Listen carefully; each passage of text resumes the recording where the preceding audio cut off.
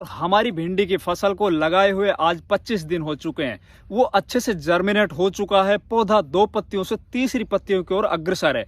इस अवस्था के अंदर हमें ऐसा क्या कुछ करना चाहिए अपनी भिंडी फसल के अंदर, जिससे कि बढ़िया रेट लेने के लिए हमें जल्द से जल्द वो पौधा तैयार हो जाए और उसके अंदर फ्रूटिंग स्टार्ट हो जाए। क्योंकि दोस्तों इस टाइम पर जब ये वीडियो आप देख रहे हो तो आप बाजार में देखो तो लगभग 70 रुपए से और 100 रुपए के बीच में आपको पर किलो के रेट मिलेंगे। तो सभी किसान भाइयों के दिमाग में सिर्फ और सिर्फ एक बात घूम रही होगी कि यार अभी अपनी जो ये फसल है वो जल्दी से जल्दी किस तरह से ग्रोथ करे, जिससे कि अपन जल्द से जल्द बाजार में अपनी फसल को लेके जा सकें। तो दोस्तों आज आप लोगों को भिंडी फसल के अंदर अपन को ऐसा क्या कुछ करना चाहिए शुरुआती चरण के अंदर, जिससे कि हमारा पौधा अच्छे से ग्रोथ कर जाए। क्योंकि सर्दी अब धीरे धीरे खत्म हो रही है, दिन का जो टेम्परेचर है अब वो लगातार बढ़ता चला जाएगा। जिस तरह से अब टेम्परेचर बढ़ता चला जाएगा उसी तरह से कुछ बीमारियों का प्रकोप भी हमारी भिंडी फसल में अब देखने को मिलेंगे। तो इन सब बातों को देखते हुए अपन को अब भिंडी फसल के अंदर क्या कुछ कृषि कार्य करने चाहिए, ये सभी जानकारी लेके हाजिर हूं दोस्तों। मैं इंद्रपाल यादव स्वागत करता हूं आपका अपने YouTube चैनल देश की जान हमारे किसान चैनल पर। दोस्तों सबसे पहले अपन ये क्लियर करते हैं कि भिंडी की फसल अलग अलग मौसम के अंदर अलग अलग तरह से उसके अंदर अपन को कृषि कार्य करने पड़ते हैं। जहां पे गर्मी और बरसात के मौसम में हम जब अपने बीज को अपने खेतों के अंदर लगाते हैं तो वो लगभग 2 से 5 दिन के अंदर जर्मिनेट हो जाए। वहीं पर सर्दियों के मौसम में जब अपन जनवरी या फरवरी महीने में बीज अपने खेतों के अंदर सोविंग करते हैं तो वो लगभग 10 से 15 दिन ले जाता है जर्मिनेट होने में। जहाँ पे गर्मी और बरसात के अंदर पौधा जर्मिनेट होने के बाद बहुत अच्छे से बहुत तेज गति से ग्रोथ करता है, चौड़ी पत्तियां उनकी निकल जाती। वहीं पे दूसरी तरफ जनवरी फरवरी के अंदर बोई हुई फसल के अंदर पौधा बड़ी मुश्किल से ग्रोथ करता है। उसकी पत्तियां वो छोटी होती है और पत्तियां हैं वो 2 से 4 होने में बहुत समय ले लेता है। पौधा स्ट्रेस से भरा होता है। तो इस स्ट्रेस को अपन किस तरह से हटाएं, ये सब जानकारी आप लोगों को इस वीडियो के माध्यम से मिलने जा रही है। तो जितने भी किसान भाई हमारे चैनल पर नए आए या जिन किसान भाइयों ने चैनल को अभी तक सब्सक्राइब नहीं किया वो कृपया चैनल सब्सक्राइब कर लीजिए, वीडियो को लाइक और ज्यादा से ज्यादा शेयर कीजिए।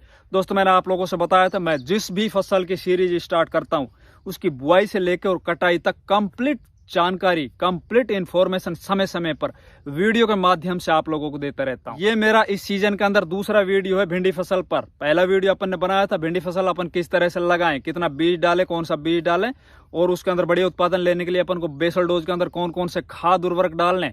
अभी दूसरा वीडियो आ चुका है क्योंकि अधिकतर जगह पर भिंडी की फसल है वो 20 दिन या 25 दिन की हो चुकी है। और बहुत सी जगह से हमारे पास कमेंट भी आ रहे हैं कि सर भिंडी के ऊपर आप बताइए अब अपन को क्या कुछ करना है। तो देखिए दोस्तों अभी इस अवस्था के अंदर अपन को सबसे पहले जो काम करना है वो ये करना है, अपने खेतों के अंदर आप जाके देखिए। अगर आपके खेतों के अंदर खरपतवार दिखाई देते हैं तो आप खरपतवारों को मैनुअल तरीके से निकाल दीजिए।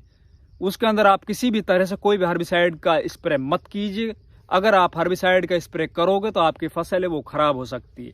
आप खुरपा लीजिए, खुरपे लेने के बाद आप एक तो जो आपके खरपतवार हैं वो निकल जाएंगे, साथ साथ आपकी फसल की गुड़ाई हो जाएगी। गुड़ाई बहुत ही इंपॉर्टेंट चीज है और इस अवस्था के अंदर जब आपका पौधा स्ट्रेस में है तो भिंडी के पौधे के आसपास में जितनी भी मिट्टी है वो बहुत टाइट हो चुकी होगी। तो उसके अंदर एक तो हवा का संचार नहीं हो पा रहा है, तो उनकी जड़ों को हवा बहुत अत्यावश्यक है। और दूसरा दोस्तों अभी ठंड का मौसम था, इसके अंदर थोड़ी सी भी सिंचाई अपन ने की वो डबल हो जाती है। मतलब पौधा है वो ज्यादा पानी की वजह से उसकी जड़ें हैं वो अच्छे से ग्रोथ नहीं कर पा रही। तो आप कोशिश कीजिए अपने खेतों के अंदर निराई गुड़ाई कीजिए। निराई गुड़ाई करने के बाद आप 2 दिन अपने खेत को यूं ही छोड़ दीजिए। फिर 2 दिन के बाद आप अपने खेतों के अंदर खाद डालिए, क्योंकि 20 से 25 दिन का आपका पौधा हो चुका है और इसको इस अवस्था के अंदर थोड़े खाद की आवश्यकता है। तो पर एकड़ के हिसाब से आप 20 किलो डीएपी ले लीजिए। 20 किलो डीएपी के साथ आप 10 किलो यूरिया ले लीजिए और आप इन्हीं के साथ 5 किलो माइक्रो न्यूट्रेंट ले लीजिए और इन्हीं के साथ आप कोई भी फंजीसाइड जैसे कि कार्बेंडिज्म होता है वो आप आधा किलो कार्बेंडिज्म इन्हीं के अंदर मिला लीजिए, इन्हीं खाद के अंदर। इन्हीं खाद में मिलाने के बाद आप अपने खेतों के अंदर अच्छे से फेंक दीजिए, ऊपर से आप सिंचाई कर दीजिए। उससे होगा क्या दोस्तों, पौधा है वो अपनी ग्रोथ स्टार्ट कर देगा। उसको जो स्ट्रेस है वो उसका स्ट्रेस कम होगा। ये पीए फॉस्फोरस है, फॉस्फोरस आपके पौधे को अगर मिलेगा, अवेलेबिलिटी इसके अंदर बढ़ जाएगी। तो फॉस्फोरस काम क्या करता है, जड़ों का अच्छे से विकास करता है। 1 जड़ से 2 जड़, 2 जड़ से 4 जड़, ये बनाने के अंदर फॉस्फोरस सबसे ज्यादा अहम भूमिका अदा करता है। और साथ ही जो अपन ने यूरिया डाला उससे पौधे की वेजिटेटिव ग्रोथ है वो स्टार्ट हो जाएगी। माइक्रो न्यूट्रिएंट अपन ने इसलिए डाले हैं कि हमारे खेत के अंदर अगर किसी भी माइक्रो न्यूट्रिएंट की कोई भी डेफिशिएंसी होगी तो पौधे के अंदर शुरुआती चरण में वो दिखाई नहीं देगी, उसकी पूर्ति हो जाएगी, पौधे वो अच्छे से ग्रोथ करना स्टार्ट कर जाएगा। इसी के साथ दोस्तों अब अपन को ऊपर से सिंचाई करने के बाद क्या कुछ करना है, तो इसके अंदर अपन को सबसे पहले जो स्प्रे करनी है वो NPK 19-19-19। इसी के साथ आप ह्यूमिक एसिड ले लीजिए, NPK 19-19 और ह्यूमिक एसिड का आप स्प्रे कर दीजिए। NPK 19-19 से क्या होगा, पौधे को अवेलेबिलिटी, एक तो अपन नीचे से जो खाद दिया है तो जड़ें भी ले लेगी, साथ ही पर पत्तियों के माध्यम से भी नाइट्रोजन, फॉस्फोरस और पोटास इसकी अवेलेबिलिटी हो जाएगी। तो मैं अगर डोज की बात बताऊं NPK 19-19 की, चूंकि हमारा पौधा अभी बहुत छोटा है तो इस अवस्था के अंदर आप 16 लीटर पानी के अंदर लगभग 25 से और 35 ग्राम ही लीजिए। साथ ही दोस्तों आप पर लीटर के हिसाब से 1 ग्राम ह्यूमिक एसिड को आपको घोलना बहुत जरूरी है। ह्यूमिक एसिड को आप अच्छे से पानी के अंदर घोलो और घोलने के बाद आप अपनी पंप के अंदर मिलाओ और उसके बाद आप स्प्रे कीजिए। आपका पौधा है वो स्ट्रेस से मुक्त हो जाएगा, ये काम अगर आप कर लोगे तो।